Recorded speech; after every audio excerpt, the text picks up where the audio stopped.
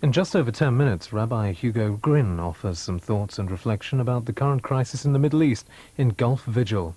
First, we go over to the newsroom and Martin Lewis for the latest news on the situation.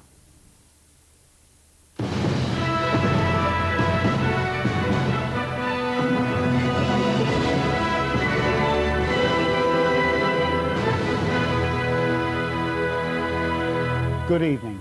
President Bush has predicted that Iraq will fail in attempts to weaken the international coalition against it by attacking Israel. He said yesterday's Scud missile hits on Israel were an act of terror which had no military significance whatsoever. Tonight, Egypt's ambassador to Washington said his country would stay in the coalition even if Israel did retaliate. The United States spent much of the day trying to persuade the Israeli government not to hit back, pointing out the growing success of Allied missions to knock out the mobile Scud missile launchers. But the Israeli cabinet appears to be split. The 7 Scud missiles that hit Israel last night slightly injured 12 people. In the meantime, the Allied air assaults on Iraq and Kuwait have continued throughout the day. Of the 7 Scud missiles known to have been fired against Israel last night from mobile launchers in western Iraq, 2 fell on Tel Aviv and 2 on the northern port of Haifa. In Saudi Arabia, a Scud missile fired against the Allies' airbase at Dhahran was brought down by an air defense missile. And the Pentagon says 11 mobile Scud launchers have been tracked down and at least 6 of them destroyed. More Tomahawk cruise missiles have been fired from 2 American warships in the Gulf at targets in Iraq, including Baghdad. Giant B-52s have bombed Iraqi ground forces, though the scale of the attack is not known. And the BBC's John Simpson in Baghdad reports B-52s causing great damage around the capital. Airfields and air defense systems continue to be attacked by British and Saudi Arabian tornadoes, now joined by a squadron of Italian tornadoes. The Defense Secretary Tom King said significant damage had been done to Iraqi nuclear, biological and chemical installations. After the Iraqi Scud missile attacks against Israel in early hours of this morning, there was another alert in Tel Aviv and Jerusalem tonight. People put on gas masks and took shelter as the sirens sounded. Israeli radio reported a rocket attack, but later an army spokesman said it had been a false alarm. We were passing the walls of the old city of Jerusalem when the air raid siren was sounded. Immediately, Israel radio instructed everyone to get to their homes and stay in sealed rooms in case of chemical attack. Tonight is the eve of Shabbat, the Jewish holy day, and families were sitting down to their evening meal as the alert came. Everyone was later to hear with relief that it had been a false alarm. This was the remains of a house in Tel Aviv after this morning's missile attacks. Miraculously, only 7 people were hurt. In Tel Aviv, hospitals had been well prepared. The injured from the Scud attacks were treated quickly. Several of the victims had panicked and injected themselves with atropine, fearing that they had inhaled gas. This was what remained of one of the missiles which landed on residential apartments in Tel Aviv's northern suburbs. A family of 4, including 2 young girls, were asleep at the time. Like several of the other missiles, the warhead did not explode properly. Soldiers weren't taking any chances as they continued their search this morning for missiles which may not have exploded. Then later today to the issue of retaliation and whether or not Israel's air force would strike against Iraq. At a meeting at the Ministry of Defense in Tel Aviv, Prime Minister Shamir decided to hold off and await further developments, accepting American assurances that they would seek to destroy all Iraq's mobile launchers. But ministerial moods and opinions were mixed. The American government is well aware that if we are attacked, we will retaliate, and we were attacked. We are facing now the blitz on Israel cities, and it may very well, there may very well be another attack tonight. But you notice that so far we're contemplating what we're doing. We haven't jumped knee-jerk, taken out our gun, so to speak, and fired from the hip. Israel's reputation down the years has not been one of reticence when it comes to battle. It often boasts that preemption in 1967 was the key to winning the war in 6 days. But 24 years on, the Middle East has changed. Israel's great ally America is siding with an Arab alliance against Iraq, And fear of splitting that alliance and being seen to be hungry for war has to be a major factor in Israel's decision to hold back now. If Iraq attacks again, however, it will be a different ballgame. And then Israel's entry into this war would, according to sources here, be inevitable. Michael Macmillan, BBC News in Jerusalem. President Bush said he very much appreciated Israel's restraint in not retaliating against last night's attack. In a Pentagon briefing tonight, it was disclosed that another American jet, an A-6 Intruder, had been lost. Senior officers said full air superiority had not yet been achieved, although they were pleased with the results so far. From Washington, Mike Smart reports. Announcing a fourth American plane lost with another 2 crewmen missing, Pentagon officials said they couldn't rule out reports that some airmen had been captured. Don't discount anything. We just don't know if there are any American prisoners of war. We're carrying those folks as missing, and we're searching for them. Search and destroy missions were continuing against Iraqi Scud missile launch site, said the Lieutenant General, though he gave no further details of success. You're never satisfied with your effort until you get them all, but we think we're doing pretty well, and as I said, we're searching for them assiduously every way that we can, and as soon as we see one, we attack it. President Bush, who visited the Pentagon for a detailed briefing, continues to try and persuade Israel not to retaliate for the Scud attacks launched from western Iraq last night. He was on the telephone to the Prime Minister in Israel at the moment warning was given there of another attack today, which didn't materialize. Mr. Bush, though, wouldn't be drawn on the question of retaliation. Israel is not a participant. Israel is not a combatant. And this man is elected to launch a terroristic attack against the population centers in Israel with no military design whatsoever.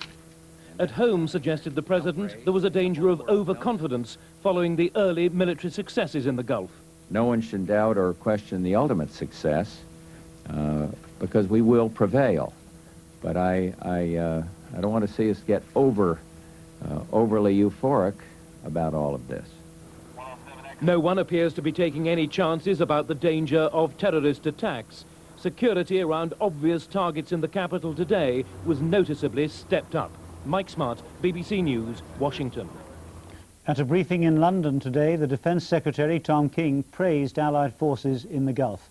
He said their courage and dedication was nothing short of inspirational, and that Allied air raids had inflicted significant damage on Iraqi targets.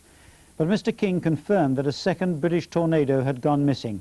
The Defence Secretary said he had decided to send the 1st Battalion of the Coldstream Guards to the Gulf to prepare for holding prisoners of war, and more reservists are to be called up. Royal Auxiliary Air Force Squadron 4624 will be sent to help bolster Allied supply lines.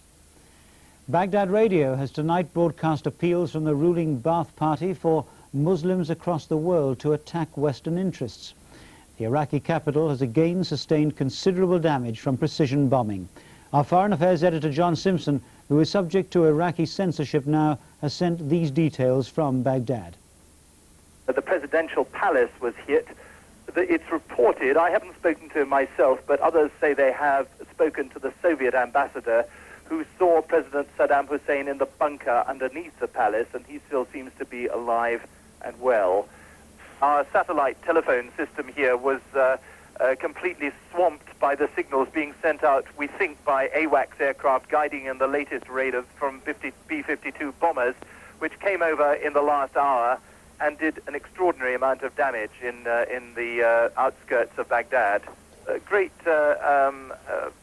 power station on the outskirts of the city was blown up with fantastic, spectacular results. And also the telecommunications tower, where in fact the dishes had been hanging off already, that went up in a shower of flame and sparks and made quite a show. The Prime Minister, John Major, has telephoned the commander of British forces in the Gulf tonight to congratulate him on the performance of forces in the region. Altogether, 8 Allied planes have been shot down. 2 of them RAF Tornadoes. But the morale of the troops and aircrew is said to be extremely high. There's been no let-up today in the relentless ferocity of Operation Desert Storm. Allied aircraft have been turned around time and time again, The fighter bombers have been staging hundreds of sorties deep into the heart of Iraq, bombarding key military targets. Pilots returning from the missions are still reporting an absence of any coordinated Iraqi Air Force retaliation. Marine Harriers have been concentrating their firepower on Saddam Hussein's 30,000-strong elite force of Republican Guards. These are good troops. You know, they're not going to scare that easily. But I think definitely, if you look at a sustained around-the-clock bombing campaign against them, it's going to get to them. It's going to have very much of a demoralizing effect. The immediate priority for the Allied Air Force is to track down and destroy Saddam's mobile Scud missiles, a task one officer said was like trying to find a needle in a haystack. In the Saudi desert today, thousands of British troops have been on the move. The massive operation has seen men shifting from training areas to take up key positions in the desert, putting them within striking distance of Iraqi forces. Heavy equipment is also traveling in the same direction. Some troops have already taken up their positions and are digging in the sand, ready to fight if the war switches from air attacks to armed combat on land. Although the mood is tense, their spirits are high, boosted by parcels from home, and the message is they're ready to take on the Iraqis. The men that we've got here are basically youngsters. We've got a lot of young men here. However, they're all keen, willing to learn, and actually now want to get up north and do the job that we're sent out here to do. For the time being, their most difficult job is simply to wait for the order to go into battle. The commander of the Allied forces in the Gulf, General Schwarzkopf, has given a report on the first 2 days of Operation Desert Storm. General Schwarzkopf said the Allies were now flying 2,000 missions a day. He said they had destroyed 6 mobile missile launchers in Iraq. The Americans also showed a video of Allied bombing successes. The pictures show how accurate the bombing actually was. Here we see the destruction of the Iraqi Air Force headquarters in Baghdad. Here a Scud missile bunker is hit by laser-guided bombs. From 2 miles away, an American F-111 drops its bombs through the doors of the bunker. And a laser guides US bombs down the air shaft of the Iraqi Air Defense headquarters. Today's news from the Gulf did not cause the same wild fluctuations in the financial markets as yesterday. The price of oil slid again, falling by more than $2 to $18.80 a barrel. The 100-share index closed just 1.9 points down after recovering earlier losses. And the pound was up slightly against the dollar and the German mark. And that's all for the moment. I'll be back with the latest news on the Gulf War at 1:30 after the film. And of course, if there is a major news development to report, we'll interrupt the film to tell you.